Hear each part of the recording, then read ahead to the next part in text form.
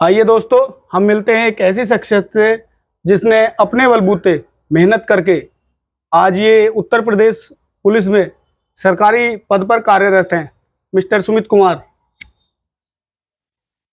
अब इनसे इन्हीं के बारे में जानेंगे कि इन्होंने कहाँ मेहनत की, कैसे ये पद हासिल किया और क्या क्या इन्हें स्ट्रगल अपने जीवन काल में झेलने पड़े। नमस्कार दोस्तों, मेरा नाम है सुमित कुमार। मैं अभी फ़िलहाल यूपी पुलिस में कांस्टेबल के पद पर कार्यरत हूं और अपनी सेवा दे रहा हूं। मेरा जो अतीत रहा है वो कुछ इस प्रकार है कि जैसे मैंने 12th पास करी, फिर उसके बाद घर में संसाधनों की थोड़ी कमी थी जिस कारण कोचिंग नहीं जा सकते थे। फिर धीरे धीरे कुछ लोगों से मुलाकात हुई, प्राइवेट जॉब करते रहे तो एक टीचर मिले जिनकी मदद से मैं एक दूसरे टीचर से मिला जिन्होंने मेरी हेल्प करी, मुझे पढ़ाया, समझाया, मुझे डायरेक्शन दी। फिर उसके बाद उनकी मेहनत से और अपनी मेहनत के साथ मिलके मैं जो है आज इस पद पर पहुंच पाया हूँ। तो सुमित जी, आप हमारे दर्शकों को ये बताइए, जब आपने 12th पास कर लिया था और सामने आपकी दिक्कतें भी बहुत आई होंगी, तो किन किन परिस्थितियों को आपने झेला, क्या क्या दिक्कतें आई, क्या प्रॉब्लम आई उस। जैसे कि हम देखते हैं आज के समय में जो कोचिंग की फ़ीस वगैरह है वो काफ़ी महंगी होती है। उस समय पर भी काफ़ी महंगी थी, तो कोचिंग की फ़ीस देने के लिए इतना पैसों के नहीं थे घर वालों के पास भी, क्योंकि घर वालों का बैकग्राउंड भी फाइनेंशियली वीक रहा है। तो फिर मुझे जो है खुद जो है जॉब करनी पड़ी। जॉब के सहारे फिर मुझे अपनी कोचिंग फ़ीस देनी होती थी। तो जॉब करे, प्राइवेट जॉब करी, जिसमें एक एनजीओ में गए, वहाँ पर जॉब करी स्टार्टिंग में। वहाँ से जो सैलरी मिलती थी उसी का यूज़ करके फिर मैं कोचिंग भी अटेंड करता था। तो दिन में मेरी जॉब होती थी, फिर शाम को मैं कोचिंग चला जाया करता था, वहाँ पर अपनी पढ़ाई किया करता था। तो आपने अपनी पढ़ाई को और बीच में जो समय कैसे नौकरी के लिए निकालते हैं वो कहाँ से मैनेज किया, कुछ ऐसा? मेरा कुछ समय ऐसा होता था कि जैसे मुझे पता होता था कि मेरी जो नौकरी है वो टाइमिंग सुबह 10 बजे से शाम 5 बजे तक रहती थी। तो फिर उसी हिसाब से मैंने अपने कोचिंग को एडजस्ट किया था। मॉर्निंग में जो शिफ्ट होती थी कोचिंग की, मैं उसमें चला जाया करता था। मॉर्निंग में मैं फिर घर से 7 बजे निकल के अपने कोचिंग सेंटर पहुंचता था, वहाँ अपनी क्लास अटेंड करता था और क्लास अटेंड करने के तुरंत बाद फिर मुझे ऑफिस जाना होता था। ऑफिस जा कर के वहाँ से जब मैं फ्री होता था, उसके बाद फिर नाइट में जो रिवीजन वगैरह करना है या स्टडी करनी है वो अपना करके फिर डेली की दिनचर्या इसी हिसाब से चलती रहती थी। तो आप जो पढ़ाई करते थे, प्रतिदिन कितने घंटे पढ़ाई करते थे और ज़्यादा समय किस सब्जेक्ट को देते थे? अगर घंटों का अनुमान लगाया जाए तो सुबह में 2 घंटे की कोचिंग होती थी, फिर उसके बाद मुझे शाम को 5 बजे के बाद ही समय मिल पाता था। तो 5 बजे से छूटकर फिर मैं 6 बजे तक लगभग फ्री होता था। तो 6 बजे से लगभग 8-9 बजे तक पढ़ाई करता था, फिर खाना खा के थोड़ा टहल के फिर उसके बाद लगभग 1 घंटा और रात में रिवीजन कर लेता था। तो कुल मिलाकर के सुबह 2 घंटे जोड़ लें, शाम को 3 घंटे, 5 और एक 6 घंटे लगभग मान के चलते हैं कि 6 घंटे तो देने ही होते हैं अगर आप कोचिंग को जोड़ लें तो। क्योंकि चलो, ये तो आपने बता दिया आपकी पढ़ाई की टाइमिंग। फिर फिजिकल के टाइम कहाँ से मैनेज करते थे और किस समय फिजिकल की तैयारी करते थे, सुबह में या शाम में? वो समय कैसे निकाला आपने, उसके बारे में बताइए।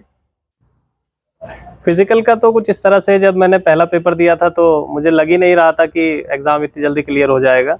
लेकिन जब रिज़ल्ट आया, पॉजिटिव आया, तो फिर मुझे यकीन हुआ। फिर उस टाइम पे फिज़िकल पहले में तो नहीं हो पाया, लेकिन दूसरे में मैंने फ़िज़िकल के लिए बहुत तैयारी करी। तो मुझे लगा कि अपने फ़िज़िकल को थोड़ा समय देना चाहिए, तो उन्हीं 6 घंटों में से फिर मैंने शाम के टाइम में अपना 1 घंटा फ़िज़िकल के लिए निकाला। फिर उसके लिए मेहनत करते रहे तो धीरे धीरे फिर फ़िज़िकल स्ट्रॉन्ग हो गया। फिर उसी हिसाब से फिर मेरा फ़िज़िकल क्लियर हो पाया था।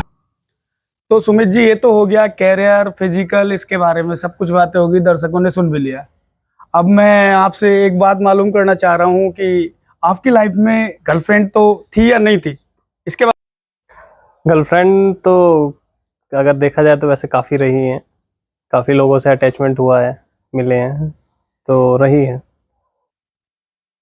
तो सुमित जी, गर्लफ्रेंड रही तो अब तो वैसे तो हर लड़का लड़की के लिए टाइम निकाल लेता है पढ़ाई के समय में, लेकिन खर्चे भी बढ़ते हैं।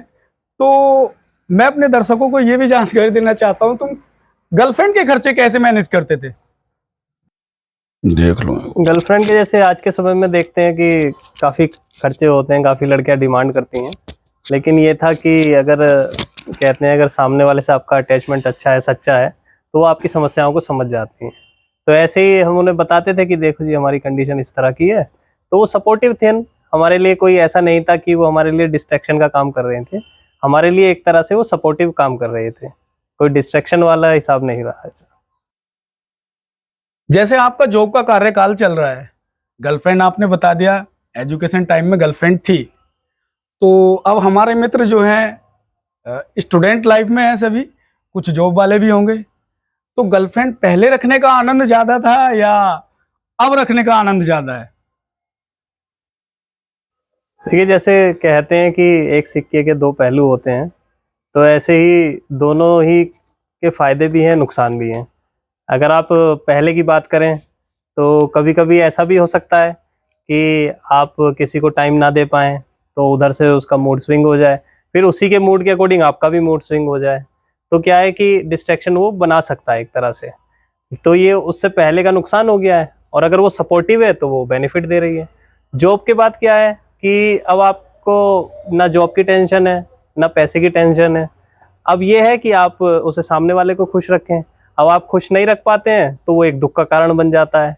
तो ये है कि दोनों के ही अपने-अपने फ़ायदे हैं, अपने-अपने नुकसान हैं। तो सुमित जी, अब यंगेस्ट मित्रों को क्या सलाह देना चाहोगे?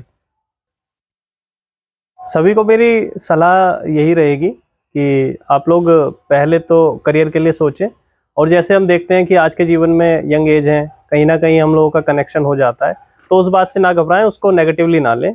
अगर हो जाता है कोई बात नहीं, आप उसको पॉजिटिवली बनाने की कोशिश करें।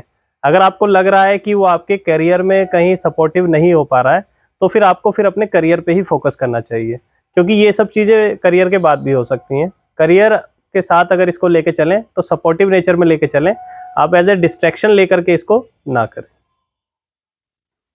दोस्तों, हमने सुमित कुमार जी की सक्सेस स्टोरी आपको सुनाई है। अब आप हमारे चैनल के साथ बने रहिए, और आने वाले समय में और विद्यार्थियों की भी हम उनकी सक्सेस स्टोरी आपको दिखाते रहेंगे। धन्यवाद।